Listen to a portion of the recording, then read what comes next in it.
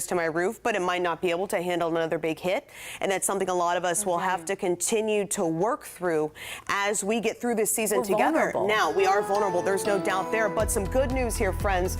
We are expecting to trend toward El Nino. What does that mean? Why do we care if it's La Nina or El Nino? Well, El Nino means stronger wind shear, strong winds aloft that can help to shear apart the strongest part of a hurricane. So based upon that expectation, August, September, October, when we see the most active time frame, we are expecting, as of now, fewer than average storms. And even if it's just down by one, every bit helps. So the average number of named storms in any given season, 14. As of now, we are expecting 13, 6 of which are forecast to become hurricanes, 2 of which are expected to become major hurricanes. And by the way, we are expecting our NOAA hurricane outlook here next week on the 25th. Of course, we'll bring that to you here at Fox 4. Now let's take a live look outside. Quiet conditions from atop the Fox 4 studios here in Cape Coral, right along Pine Island Road. Overall conditions nice and quiet. Those clouds continuing to thin out, and we can see that right here on our satellite and radar composite. Some inland downpours this afternoon, primarily toward Lake Okeechobee, and that's where the concentration is going to be again heading into tomorrow. Right now we're at 80 degrees in Fort Myers. That dew point still sticky, still contributing to a little bit of a heat index at 83 degrees. We hit 92 in Fort Myers this afternoon, 87 for Naples. Punta Gorda registered a high of 89. So records weren't in jeopardy. However, when you factored in that humidity, it certainly felt like the mid-90s, and that will continue to be a concern of mine as we head into each afternoon into the weekend. It's going to be feeling more like 93 to 95 degrees. So please mind that heat index. Be sure to stay hydrated. For now, showers and storms, they're going to stay pretty isolated, hit and miss, mainly to the east of I-75. So they'll mainly be affecting our friends in our inland communities while the coastline stays pretty quiet. But then early next week, starting on Monday, especially based upon the latest data this evening here in the Fox 4 Weather Center, those rain chances will begin to go up. But let's take a closer look hour by hour what you can expect for tomorrow. Partly cloudy skies, some areas of haze right around 7 a.m. Otherwise, pushing into the afternoon, those westerly winds pick up. As they do so, that will help to force all of that energy farther inland. So right here at 3 o'clock, best chance for those isolated storms staying inland, mainly for Hendry and Glades counties. Same spots they got hit earlier today, and that, as of now, looks like it will also be the case into your Friday. So for tonight, we'll drop down to 72 degrees. Again, some areas of haze for that morning commute. Otherwise, high temperatures tomorrow pushing up toward 90, but feeling hotter because of that humidity. Best chance for showers and storms staying inland for the next couple of days. Over the weekend, isolated rain chances both Saturday and Sunday afternoons as we hit those highs in the low 90s.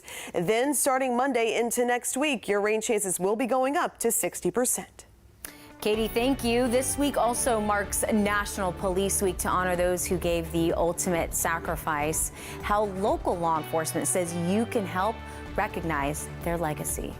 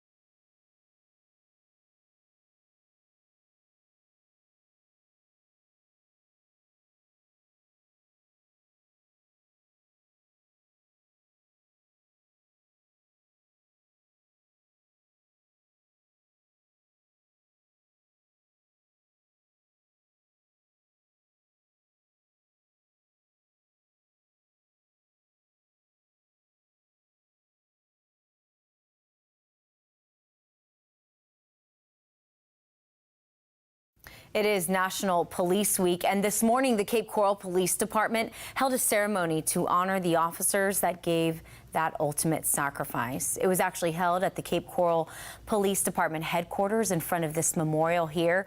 Members of the community gathered to show their support. Fox 4 getting a chance to speak with department leaders about what it means to have the community help officers in their community stay safe. Well, when we talk about National Police Week, there's always words of remember, pay respect, and honor. But those are action words. And what we ask of ourselves, myself included, our employees, and also the community at large, is partnership, work together. I say pick up the baton for those who have fallen and continue to complete the mission that they started out. Lee County also held a memorial this morning for their fallen deputies. This is one way that many law enforcement agencies are paying their respects during National Police Week. Florida is the most dangerous state for bicycle riders. This is why a group of cyclists is trying to catch your attention tonight. It's the Ride of Silence. This group, part of the Naples Pathway Coalition, wearing bright neon yellow, slowly riding bicycles through downtown Naples to let more people know about safety just by their visibility, watching for bicycles, and also honoring those who died riding. According to the Florida Highway Safety Statistic data, 7 people have already died while bicycling here in Southwest Florida alone this year. 243 cyclists involved in the crash. The executive director of the Naples Pathway Coalition, Michelle Avola Brown, hit herself while riding a bicycle years ago. I hope they just take notice of the fact that, all right, why is everybody wearing those neon yellow shirts? Why are they riding so slow in a group? I hope they just start asking questions, and then we hope that this news coverage helps the answers come that, oh, that's why they're riding, because people are dying on our roads and they want it to stop. As a nonprofit group, the coalition is also pushing for a project called the Paradise Coast Trail, advocating at city and council meetings to build a 70-mile paved trail that will allow these cyclists to get off of the roads onto their own path. Still ahead, LGBTQ plus advocates are already taking action against a new law Governor Ron DeSantis signed today, banning gender dysphoria treatments for minors. Yeah, this was one of many laws. It's not the only one that he approved. What other restrictions you'll see in public spaces like your child's schools and public bathrooms. Also, as the governor is meeting conservative agenda goals, he's also scoring more points, more support with some Republicans, and also more formal endorsements before the potential for a run for the White House in 2024.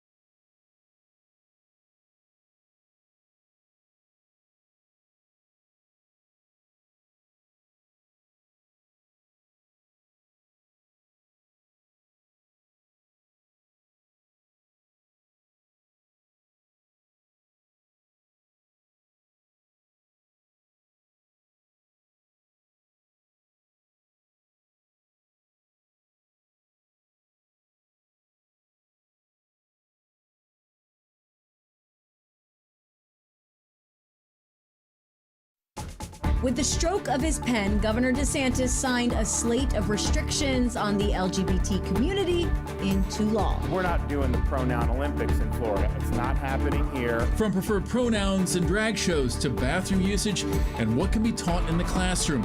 We'll break it all down as Fox 4 News at 10 continues. Live from Southwest Florida, this is Fox 4 News at 10. Governor Ron DeSantis signing several of those bills today, including restrictions on transgender people in public spaces and in the classroom. Thanks for staying with us. I'm Nadine Yanis. I'm Chris Earle. A group of Florida parents already filing an emergency order to block one of the laws that would ban gender dysphoria treatments. And this would include sex reassignment surgery and prescriptions that block puberty hormones. Courts will treat that type of medical care the same that they would treat child abuse and can temporarily remove a child from a home if they receive such treatments. DeSantis also signed a provision restricting teachers, faculty, and students from using preferred gender pronouns in public schools. That bill also affirmed the sexual orientation and gender identity. It cannot be now taught in schools through 8th grade. A separate law empowers the DeSantis administration to take away licenses from establishments if they allow children into an adult live performance. It's widely seen as trying to shut down that involvement with drag shows. As the governor signed bills placing more restrictions on the LGBTQ+ community, he's also scoring more support with conservatives, getting endorsements from 99 of the 113 Republicans in the state legislature. Now, we're seeing this throughout Tallahassee politicians, but former President Donald Trump is racking up endorsements from Florida's congressional delegation. We're also seeing that as well. Matt Cesny with our Scripps station WPTV in West Palm Beach explains how this could impact his potential 2024 White House run. Still no official announcement from Governor Ron DeSantis, but all the signs are there, and maybe even some signs he wasn't expecting. There's a lot of nonsense that gets floated around, and what we've said in Florida is we are going to remain a refuge of sanity and a citadel of normalcy. Governor DeSantis in Tampa ramping up another bill signing, and in the eyes of many, scoring more points with conservatives. Peter Feeman is with the National Republican Committee. It's hard to second guess anything. Everything that he seems to do resonates with the regular folks out there. I am so excited. One place where the message may be stumbling is in Jacksonville, where a Democrat won a hotly contested race for mayor over a DeSantis-endorsed candidate.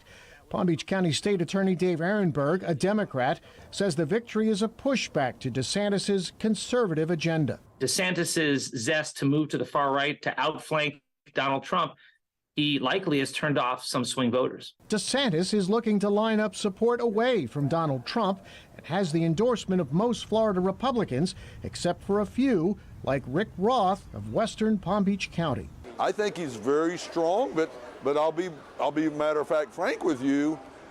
The more popular you become, the less you tend to listen. State Representative Rick Roth says as much as he likes Governor DeSantis, he prefers Donald Trump. And Democrats are also hoping that by next year, moderates will also be moving away from DeSantis. That was Matt Cesny reporting. Well, new details on a Department of Education investigation out of Hernando County tonight after a 5th grade teacher was reported for showing a Disney film to students that featured a gay character. State leaders now want to speak with students in that class. Hernando County school officials say a letter was sent to several parents indicating investigators now want to interview their child about the film. The letter says parents can object to the interview, but it all comes after a teacher showed her class the movie Strange World as their peers finish standardized testing. This movie tells the story of a family of explorers that includes one gay character. Now, a parent reported the teacher saying she violated what critics are calling Florida's Don't Say Gay law. As this is going on, we're also learning more about some of the social studies textbooks the Florida Department of Education did not recommend for students. So 66 books were accepted or modified to meet state approval. But as Stephanie Susskind with our Scripps station WPTV in West Palm Beach reports, of the dozens that were rejected, 2 were for high school Holocaust education classes. Mark Hopen leads Alpert Jewish Family Service, providing care to people throughout the community, including 200 Holocaust survivors. He says highlighting that point in history is critical to prevent it from happening again. Holocaust, it didn't start with guns and death camps. It started with words. It started with, sadly, some of the words we're hearing, right here in Palm Beach County today, these anti-Semitic leaflets and projections of swastikas. He's impressed with the level of Holocaust education in Palm Beach County schools. We are asked all of the time by mostly high schools, but also by elementary schools, can we bring a survivor? But the Florida Department of Education brought some new Holocaust education material into question as it adopts new social studies textbooks. Last week, the state released several examples of textbook material that was rejected, including a description of the Black Lives Matter movement. While we don't know exactly what was in the Holocaust textbooks that landed them on the not recommended list, the state says the History of the Holocaust book received a 3.7 score out of 5 for aligning with subject-specific standards. A book needs at least a 4 to be accepted.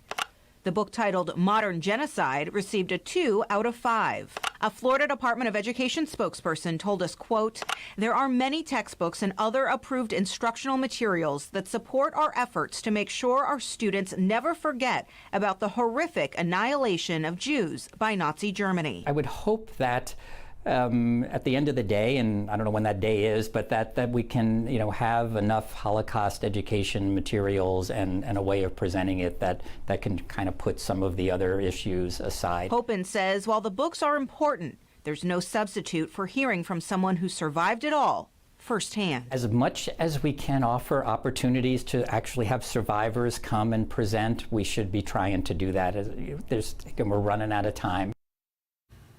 Now, a major publisher is also suing a Florida school district over the removal of books about race and LGBTQ+ identities. Penguin Random House and also another group, the writers group PEN America, filed the suit against Escambia County Schools and the school board, claiming removing 10 books from the library shelves violate First Amendment speech. Governor Ron DeSantis is not named as a defendant, but the policies that did pass last year to censor and challenge books based on whether or not they're appropriate for children in school is getting national attention. Well, at least one person is dead after a small plane crash in Broward County today. The crash happened in Hollywood, Florida. This not far from Memorial Regional Hospital. Aerial footage, as you see here from the crash site, shows a huge dark cloud of smoke. Hollywood police say the person who died was the only person on board that plane. That person has not been identified, and the cause of the crash still under investigation. It was one of the final big IRS fraud cases involving a Sarasota man who financed mansions, private jets, luxury cars by luring 700 victims into a complex multi-million-dollar Ponzi scheme. It really sounds like a movie here. Well, tonight, Jackie Calloway with our script station WFTS in Tampa spoke with those who lost their life savings and the agents who brought him down. Thunderous applause for the charismatic man who appeared to possess the Midas touch. Everyone that does business with us walks away better than they started. Undercover FBI agents shot this video in 2018 as Michael DeCorda took center stage in front of hundreds of clients. The guests, including Ken and Patty Catter, believed DeCorda was an investment genius. In reality, he was the central figure in what authorities call one of the biggest Ponzi schemes in Florida history. He had invited us to Christmas parties that were very elaborate. We deliver what we say. Friends introduced the Catters to DeCorda, and in 2018, the couple invested $100,000 in DeCorda's company, Oasis International Group, based in Sarasota. I finally trusted somebody to do something with our money to help it grow. To understand the sacrifice behind the Catters' investment, you'd have to go back to 2007. Ken, a combat-wounded disabled veteran, nearly lost his life in a roadside bombing in the Iraq War. We at OIG appreciate your participation. The $100,000 the couple gave DeCorda was the money the military paid out for his injuries. Mike just kind of oohed and ahed me and Ken, and finally I was like, wow, we have a friend. He's not going to screw us over. DeCorda convinced investors Oasis was reaping huge profits through foreign exchange trading. And he appeared successful with 2 mansions in Lakewood Ranch, exotic vehicles, and chartered jets for luxury vacations in Europe and the Cayman Islands. We tend to think of Ponzi schemes as pyramid schemes. So you bring in new people who pay great returns to the people who were in at the beginning, but it's not sustainable over time. Dr. Victor Clark is an economics professor at Florida Gulf Coast University. People think it could never happen to them. Everybody can get trapped up in a Ponzi scheme. That happened occasionally. From 2011 to 2018, FBI agent Rick Volpe and IRS investigator Sean Batch say Decorda trapped more than 700 people who forked over more than $80 million. The height of it, almost $5.3 million in 1 month. Magnitude of it, just the amount of money is staggering. And so were Oasis International's losses in the foreign currency trading business. January of 2018, $4.7 million in losses in just that 1 month. Agent Volpe and investigator Batch started probing Decorda's business dealings in the fall of 2018. We knew that people were losing money, that they were spending money on themselves and losing money overseas trading, and that we really just had to act quickly. Within months, the FBI and IRS questioned Decorda and froze $23 million in assets, including gold, silver, and cash. In May of 2022, a jury convicted him of wire fraud, mail fraud, and money laundering. The judge sentenced the 57-year-old to 23 years in prison. It was just depressing because, you know, we had saved our money for so long. Still ahead, if you've been going for a few years without having to pay back some of those federal student loans for college, you might have to get the budget right to start writing the checks again. Just how soon you'll start having to pay up again. And also with hurricane season officially just 2 weeks away, some people living in Okeechobee County want to feel prepared. The work that FPL is also doing to make sure the power stays on for the next major event. Katie. And some wind gusts today, 20 up to 30 miles per hour, but that won't be the case as we head into tomorrow. We'll break down what to expect as we wrap up the work week and head into the weekend.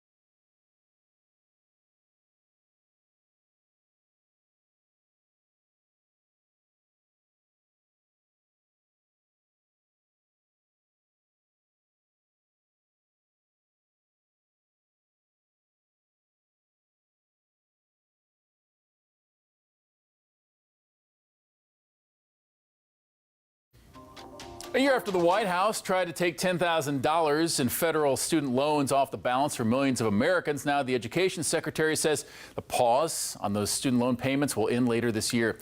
The pandemic-related stoppage has been in place since 2020. It's been extended 8 times since. But Ed Secretary Miguel Cardona said the current timeline to resume the payments is in place, likely the end of August. That could change depending on the Supreme Court's timeline. They're expected at some point to offer a ruling on the Biden administration's proposal to write off about $10,000 in some student debt. And as Southwest Florida gets all set for the upcoming hurricane season, which starts in just 2 weeks, we're of course still learning plenty of lessons from Hurricane Ian. You'll start seeing more and more of these stories, how Florida Power and Light is now preparing to get your power back on more quickly in that next storm. Over an hour from the east coast of Florida, Okeechobee County comes into focus. From the iconic lake to the heart of this community, residents here have weathered many storms. Yeah, I mean, I've experienced a couple of really bad hurricanes. Ken Keller moved here from Ohio 13 years ago and learned quickly, get a plan and know what to do. I felt more prepared, first of all. Had my hurricane supplies all ready to go. That was his impression of riding out hurricane season 2022. A season that left an impression on this entire area for one simple fact. After Hurricane Ian last year, nearly all customers in Okeechobee County had their power back on 24 hours after the storm exited the state. FPL, the country's largest utility, has been working in this county for years to harden the grid. So this particular line is one of the original ones that we started hardening back in 2008. Vic Spruill is FPL's hardening manager for this region. We have essentially hardened all the main circuits. It's his job to transform power lines around here to withstand hurricane-force winds. In Okeechobee County, we have hardened over 250 miles. It's been a Herculean effort not just in Okeechobee, but across the state. Miles of infrastructure have been strengthened, and it doesn't stop there. We built in storm facilities that we can actually house crews to ride out a Category 4 or 5 storm, so that as soon as the storm passes, we can have 200 crews out ready to work in your local community to get the lights back on. It's a massive hardening project that powered up over a decade ago and wrapped up in 2021, delivering a powerful recovery plan for the 24,000 customers who call this place home. Get your plan together now. Make sure you know what you're going to do. If you're gonna, evacuate, have a plan where you're gonna go. And we are going to be learning so many lessons following Hurricane Ian. We were talking a little bit earlier about how just our area in particularly is so vulnerable. And you also have to just think about always taking this stuff seriously, because we're going to see stories over and over and over again. And if September 28th didn't wake everybody up who might have been a little bit hesitant to do it, I think we all certainly know, as you see the rebuilding, the blue tarps everywhere, to definitely be ready and prepared. And as we bring in certified meteorologist Katie Walls, honestly, I'm dreading even thinking about putting together a hurricane kit right now. And I'm sure a lot of people are feeling the same way, but we have to do it. Absolutely. Now is the time to do it, well before hurricane season and well before we have anything brewing in the tropics, for sure. And also, thankfully, radar for the most part is still quiet. We have some isolated storms in the mix, but we're not seeing the consistent widespread downpours just yet. Those are on the way in my 7-day forecast. First, though, let's take a live look outside from the Bayfront Inn in downtown Naples. Overall, things nice and quiet tonight. We are enjoying a clearing sky. The few clouds that we did have out there will continue to thin out, and that's exactly what you see here on the satellite and radar composite across the Sunshine State, especially here in Southwest Florida. Those showers and storms making their way toward the East Coast. Now, earlier this evening, we did have a couple of downpours toward Glades County, specifically near Buckhead Ridge, but that was really the only spot. Otherwise, weather stayed pretty quiet, and that's going to be the case again tomorrow as well. Most of us will be dry, but farther inland is where we will be watching the potential for those showers and storms to develop. Right now outside, we're at 80 degrees. Dew point, measure moisture in the air sitting at 70, causing it to feel more like 83. So still on the sticky side, even as we near 11 o'clock. Today, officially, Fort Myers, we hit a high of 92, starting off at 76 overall, well above average. The morning low above normal, the afternoon high above normal. Not quite in record territory, but still, looking at our giant calendar here, we were in the red. Of course, +4 between the morning low and the afternoon high, 4 degrees above normal for today.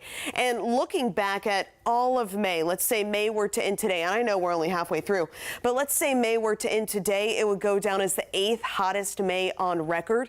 And that has been a trend that we have seen each and every month so far in 2023. And I expect the next 7 days to be running above average as well. We have excessive humidity, excessive moisture, which will lead to those muggier mornings, but also those afternoons exceptionally hot as well. So tomorrow morning, a muggy start. Once again, the lower 70s will wake up to some areas of patchy haze. Heading into the afternoon, best chance for those showers and storms to develop. We could see an isolated shower around I-75, say around noontime, but honestly, I think the vast majority of action, especially after 2 p.m., will stay inland. So because of those westerly winds kicking up, just like today, Glades and Hendry counties will be our primary focal points again for that development. As we look ahead to your Friday, same story. We'll kick off the day, lots of sunshine forecast, and then right here at 12 noon, could see an isolated rain shower, say in central Lee County, and then once those winds kick up, it's just a matter of when the winds pick up and become more westerly to help force most of the activity farther inland. So for tonight, clearing skies, 72 degrees is where we'll start off the day. Afternoon highs for tomorrow around 90. Factor in that humidity. It's going to be feeling more like 93 to 95. So please stay hydrated. Westerly winds helping to push most of the action farther inland the next couple of days. Over the weekend, few storms expected each afternoon with increasing rain chances Monday into all of next week.